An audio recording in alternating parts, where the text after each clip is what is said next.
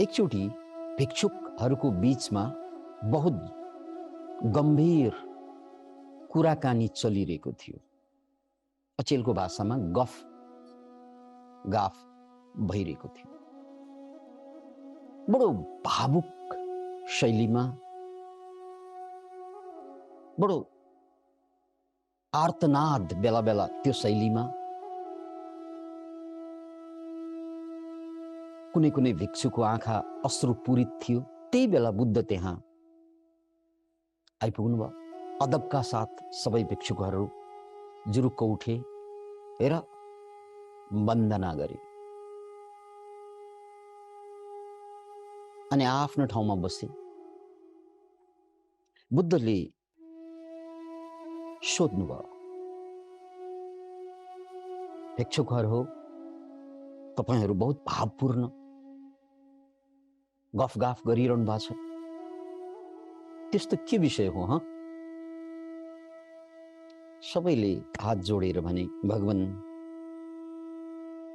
देवदत्तले हजुरकै शिष्य भएर पनि हजुरलाई बारम्बार मार्ने प्रयास गर्यो, यो कुरा हामीले बुझेनौं। हजुरकै आश्रममा बसेर हजुरसँगै शिक्षा दीक्षा लिएर किन देवदत्त हजुरलाई नै मार्न प्रयासरत छन्? रिस पनि उठ्छ, दया पनि लाग्छ, करुणा पनि जाग्छ, अचम्म पनि लाग्छ। हामी सबैलाई अलग अलग भाव जागिरहेको छ यो घटनाले। ल हेर्नु त, कहिले माथिबाट ढुङ्गा खसालेर मार्ने कोसिस गरे, कहिले धनपाल हात्तीलाई प्रयोग गरे। धनपाल हात्ती त्यो जमानामा कसैलाई निर्ममतापूर्वक मार्ने पनि अनि कानुनी घेराबाट बच्नको लागि, दण्डबाट बच्नको लागि हात्ती प्रयोग गर्थे। किनकि हात्तीले मारेको मान्छेले होइन। मान्छेले मान्छेलाई मारिदियो भने दण्डनीय अपराध हुन्छ। त्यसकारण त्यो बच्नको लागि, कानुनी घेराबाट, दायराबाट बच्नको लागि त्यो बेला पनि विभिन्न तरिका अपनाउँथे अपराधीहरूले। त्यसमध्ये एउटा गजबको तरिका थियो हात्तीलाई प्रयोग गर्न। हात्तीलाई टन्न रक्सी खुवाइदिने। रक्सी खुवाइसकेपछि हात्ती मात्तिन्छ, त्यतिकै हात्ती बलियो हुन्छ, मात्तिन्छ। अनि त्यो हात्तीलाई पछाडिबाट झ्याम पिट्यो भने रक्सीले मात्तेको हात्ती त अगाडि दौडिन्छ अनि अगाडि जो जो आउँछ सबैलाई फाल्दै जान्छ, सबैलाई हान्दै जान्छ। अब यसरी हात्तीले मारिदियो भने यसको दोष त हत्यारालाई जाँदैन। कसले मारेको? हात्तीले। किन मारेको भन्नाले अब हात्तीको बाटोमा आयो मार्दे। हात्ती त पशु हो, उ त जेल जाँदैन। तरिका यही अपनाउने गर्थे त्यो बेला। सबैले होइन, गर्नेहरूले। र यहाँ धनपाल भन्ने हात्ती, नामै धनपाल, यसको मतलब कसैले पालेको, जङ्गली हात्ती थिएन त्यो। र त्यो हात्तीलाई बहुतै मदमस्त बनाएर बुद्ध आइरहेको बाटोमै पछाडिबाट ड्याम ड्याम हान्दे। अब त्यसपछि त अगाडि जो छ भिड्ने भयो, जोतिने भयो। तर यो इतिहास साक्षी छ, यो कथा होइन, इतिहास हो। बुद्धको पूर्व जन्मको कहानी होइन, यही जन्मको हो। इतिहास साक्षी छ। हात्ती कुद्दै त गयो, पिटिएपछि त गइहाल्छ रक्सीले मात्तेको। तर बुद्धको नजदिक पुग्न साथ हात्ती टक्क अडिन्छ। ल सुँडले सलाम गर्छ। किन सलाम भनेको सुँड उठाउँछ नि हात्तीले खुसी भएर, गरेर अभिनन्दन गर्छ। Can you imagine it? हात्ती त्यो पशु, त्यसमाथि रक्सी पिएको, त्यसमाथि डन्डा पछाडिबाट खाएको, अनि अगाडि त कुदेकै हो, तर बुद्धको अगाडि पुग्न साथ हात्ती टक्क रोक्यो। धनपाल हात्ती। यसरी देवदत्तको हत्याको 5वटा प्रयास मध्ये एउटा यो पनि प्रयास थियो। यो प्रयास पनि विफल। देवदत्त सिधै आएर मार्न सक्दैन, किनकि उनी बुद्धकै शिष्य हुन्। त्यसकारण उनले षड्यन्त्र मात्रै रच्ने हो, ब्याकमा बसेर। सिधै हमला गर्न सक्दैनन्, गरेनन् पनि, तर ब्याकमा पछाडि बसेर त्यही षड्यन्त्र रच्दै गए। अब तपाईँ हामी सबैको खोपडीमा एउटा प्रश्न त उठ्दो हो। त्यो पागल हात्ती रक्सी तन्न पिएको, त्यो पीडित हात्ती डन्डा खाएको, त्यसले बुद्धलाई किन चार्ज गरेन, किन हानेन, किन सुँडले बेरेर फालेन? यसको कारण हो मैत्रेय पारमिता। के रे 10वटा पारमिताहरू छन्। यो पारमिता भनेको अचेल घर घरमा मोबाइल छ सबैको, घर घरमा। हामी गाउँमा छौँ, गाउँमा पनि प्रायको हातमा मोबाइल छ, प्रायको हातमा मोबाइल छ गाउँमै पनि, तर सबैको हातमा वाइफाई छैन। गाउँको कुरा गरेको मैले। मोबाइल त सबैले बोक्न जाने, तर त्यो वाइफाई जोडेर दुनियाँ भरका कुरा त्यहाँ छ भन्ने कुरा कतिलाई थाहा होला, कतिलाई नहोला, राइट? जोड्न जानेका छैनन्, अथवा जोड्न आवश्यक ठानेका छैनन्। कसैले जानेका छैनन्, कसैले आवश्यक ठानेका छैनन्। ती मोबाइलमा चट्ट वाइफाई जोडिदिएको भए उनले खोजेको सारा समाचार त्यही छ। पोखरामा अस्पताल कहाँ छ भनेर खोज्नु पर्यो भने त्यहीँबाट निस्कन्छ। पोखरामा अब मलाई एउटा सामान किन्नु पर्यो, या काठमाडौँमा एउटा सामान किन्नु पर्यो, या मैले खोजेको चिज चाहिँ संसारमा कुन ठाउँमा पाइन्छ भनेर खोज्नु पर्यो भने त्यही। ओहो, यो हाम्रो जातको गोत्र के हो थाहा भएन भनेर खोज्नु पर्यो भने त्यही। होइन, मार्शल आर्ट सिक्नु पर्यो, होइन बक्सिङ सिक्नु पर्यो, त्यही। क्वान्टम बाबुले त्यही गर्छ, कुनै ट्रेनिङ लिएको होइन, बक्सिङ सिकिरहेको हुन्छ। जुडो करातेका चाहिँ दाउपेज सिकिरहेको हुन्छ मजाले। किन मजाले? यानी तपाईलाई चाहिने सम्पूर्ण ज्ञान तपाईको औँलाभित्र छ नि, मोबाइलमा हो। तपाईलाई बाह्य रूपमा चाहिने सम्पूर्ण दुनियाँभरको ज्ञान, इङ्ग्लिस भाषा सिक्ने कि नेपाली सिक्ने कि टिबेटन सिक्ने कि या पैसो धेरै कसरी कमाउने भनेर सिक्ने कि चिन्तामणि झोला जस्तै, तपाईलाई चाहिएको सबै कुरा यसरी निस्कने ठाउँ के हो? मोबाइल। तर त्यो मोबाइलमा वाइफाई जोडेन भने खालि फोन मात्र बुझ्छ। त्यही मोबाइलमा वाइफाई जोडेन भने केही पनि सिकिँदैन। हामी जम्मै मान्छेहरू पनि मोबाइल नै हौं, हो। कोही चाहिँ स्लिम मोबाइल, कोही क्वाक मोबाइल, कोही लामो मोबाइल, कोही डल्लो मोबाइल, यानी शरीर त त्यस्तै छ सबै। We all are mobiles. तर वाइफाई नजोडेको मोबाइल क्या।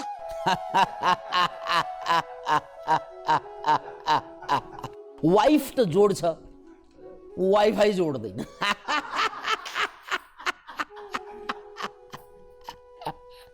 वाइफ जोड्नु पर्छ थाहा छ, वाइफाई जोड्नु पर्छ थाहा छ।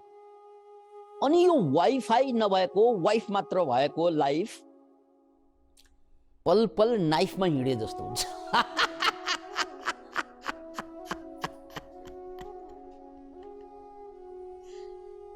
Can you imagine it?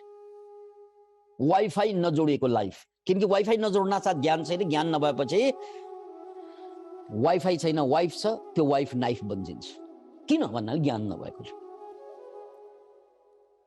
Can you imagine? अतः हामी जम्मै मान्छेको हालत के छ, दुनियाँभरका मान्छेको हालत के छ त भने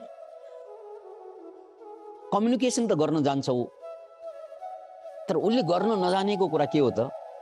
भन्नाले उसले गर्न नजानेको कुरा वाइफाई जोड्न नजानेपछि उनीसँग जति शक्तिको सम्भावना छ त्यो हजारौं गुना शक्तिको सम्भावनाको 1% मात्रै उसले युज गरेर बसेको हुन्छ। 1000% मा 1% मात्रै।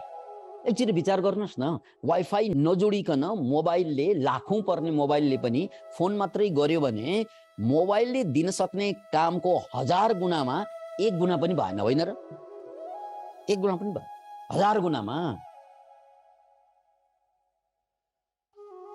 त्यस्तै हामी सबै मान्छेको हालत के छ त भने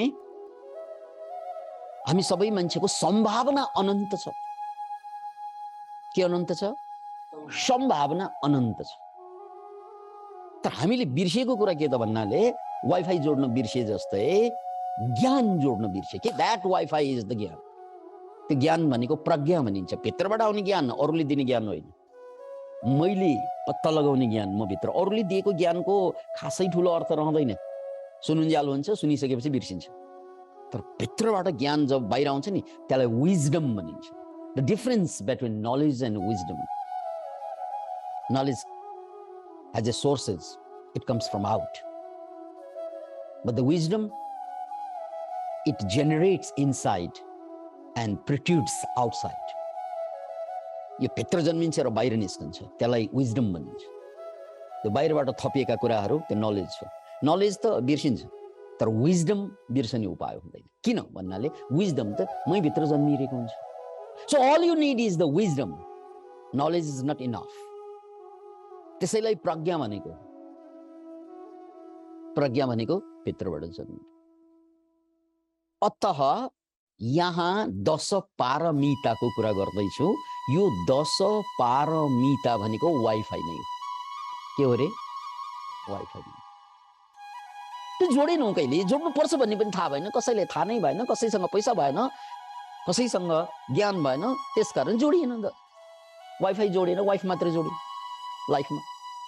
अतः बुद्धको कुरा गर्दैछौँ, तथागत गौतमको। हात्तीले त हान्नै आएको हो, रक्सी पिएको हात्ती, डन्डा खाएको हात्ती, पागल भएर मातेको हात्ती, रिसले चुर भएको हात्ती। तर बुद्धको अगाडि सलाम, सुँड उठाएर। किनभने बुद्धले 10 वटा जुन पारमिताको अभ्यास गर्दै रहे जन्मौंसम्म। एउटा जन्मको कुरा पनि होइन, जन्मसम्म 10 पारमिताको जुन अभ्यास गर्दै रहे, त्यसमध्ये एउटा पारमिता मैत्रेय पारमिता। अनि यो मैत्रेय पारमिताको पावर वाइफाईको पावर जस्तै मैले यदि सबै प्राणीमाथि अहिंसाको अभ्यास गरेँ भने, याद राख्नुहोस् यो कुरा, यदि मैले सबै प्राणीमाथि अहिंसाको अभ्यास गरेँ भने, के हिंसा गरेँ? अहिंसाको अभ्यास गरेँ भने ममा मैत्रेय बल बढ्छ। धनबल थाहा छ तपाईलाई, पदबल थाहा छ, पदको कति बल हुन्छ, धनको कति बल हुन्छ, बुद्धिको बल हुन्छ। त्यस्तै मैत्रेयको पनि बल हुन्छ, त्यसलाई मैत्रेय बल भन्छ। मैले अहिंसाको अभ्यास, अहिंसाको अभ्यास भनेको आवश्यक भएको खण्ड बाहेक अनावश्यक अवस्थामा इच्छाको कारण, डिजायरको कारणले कुनै पनि प्राणीलाई हानि नपुर्याउनु।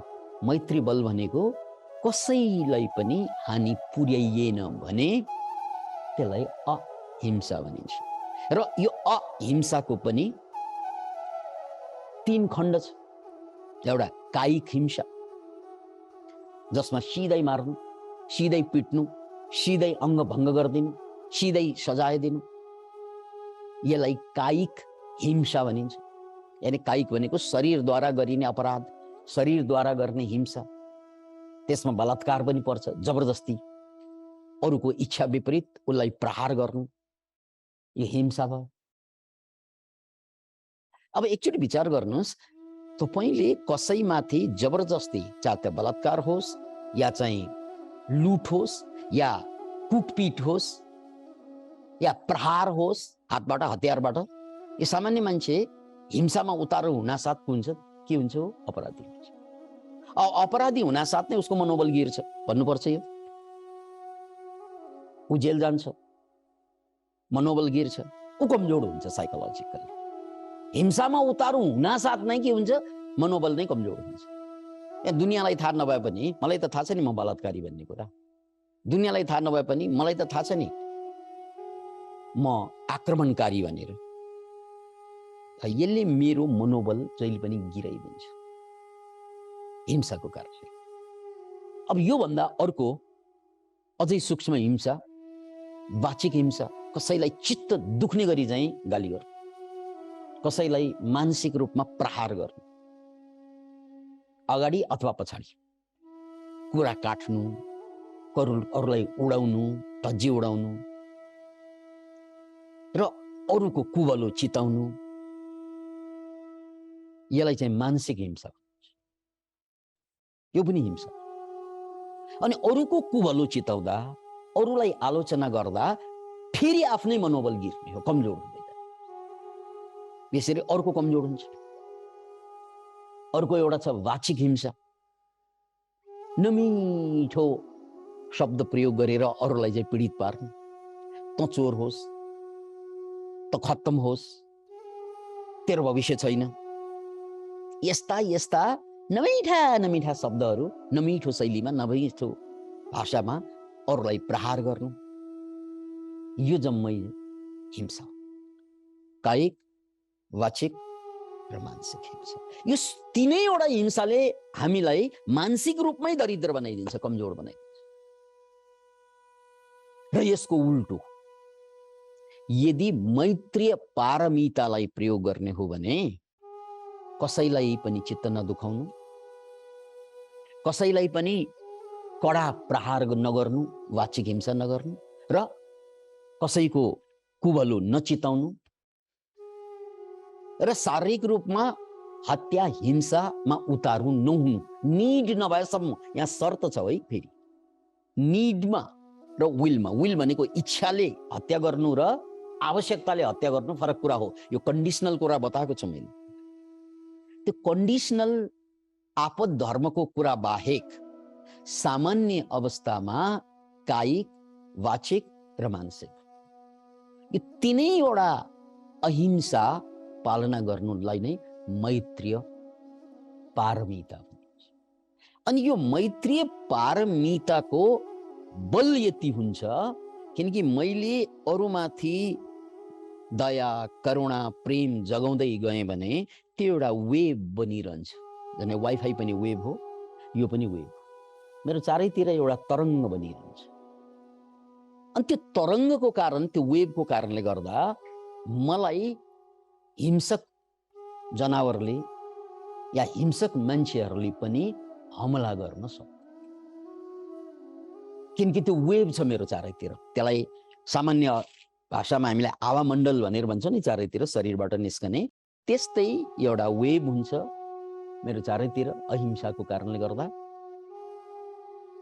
यानी कायिक रूपमा, वाचिक रूपमा, मानसिक रूपमा अहिंसा र सबैप्रति मेरो समदृष्टि रहने भएकोले त्यो बेला मसँग बल जन्मिन्छ, त्यसलाई मैत्री बल भनिन्छ। त्यसकारण यही मैत्री बलको कारणले गर्दा बुद्ध के भयो त? अत्यन्त शक्तिशाली भयो, हात्तीले पनि केही गर्यो। अब यो कुरा हामी बुझ्दैनौँ, हामी त वाइफाई नभएको मोबाइलले के बुझ्ने कुरा। यस्तो पनि हुन्छ र हाम्रो बुद्धिमा अट्दैन, यस्तो हुँदै हुँदैन। हामीले मैत्रीय पारमिताको बारेमा कुरा गर्दैछौँ, त्यसलाई मैत्रीय बल भनिन्छ। त्यसकारण अहिंसाको अभ्यास, कायिक, वाचिक, मानसिक अहिंसाको अभ्यास भनेको डेफिनेटली सजिलो कुरा होइन हाम्रो सामाजिक परिवेशमा, तर गाह्रो छ र त गर्नुपर्छ यो। किनकि यसले तपाईमा पावर यति बढ्छ कि तपाईको दायाँ बायाँका मान्छे त के, पशुले पनि तपाईलाई प्रहार गर्न सक्दैन। यो भन्दा ठुलो शक्ति अरु के चाहियो तपाईलाई? अनि भिक्षुकहरूलाई बुद्धले के भन्नुभयो भने, हे भिक्षुकहरू हो, तिमीहरूले त्यसरी चिन्तित भएर, पीडित भएर आक्रोशित हुनै पर्दैन, किनकि देवदत्तले मलाई मार्ने प्रयास यही जन्ममा मात्र गरेको होइन। उसको त मलाई मार्ने प्रयास त जन्म जन्मदेखि गरेको। ल सुन कथा। अब कथा सुरु हुन्छ। पूर्व जन्म।